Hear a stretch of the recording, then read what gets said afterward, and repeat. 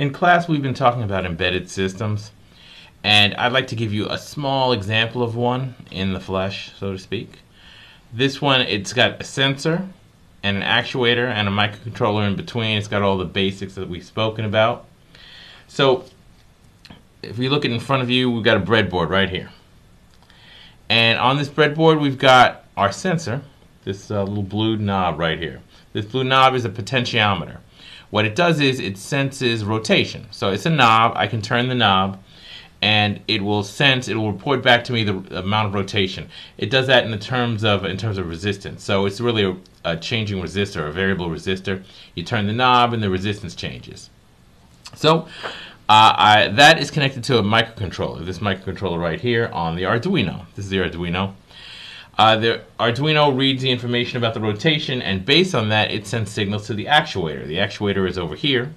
This actuator is a servo motor. It's a motor that you can control the angle to which it's rotated. You can see it has a little arm on there, and we're going to control that angle based on the rotation of this potentiometer.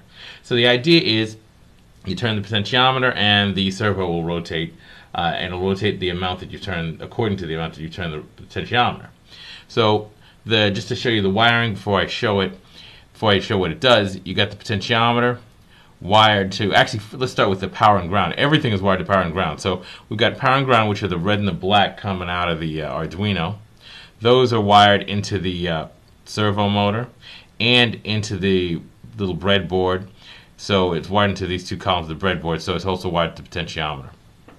So the potentiometer, it's output signal that reports how much rotation has occurred. That's this yellow wire right here that goes into the Arduino.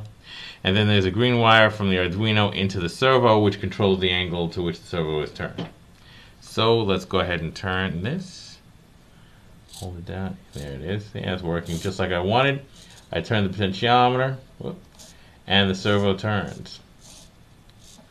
So this is just a simple example of a system, an embedded system with an sensor, an actuator, and a microcontroller in between that controls the angle to which controls the actuator and reads data from the sensor.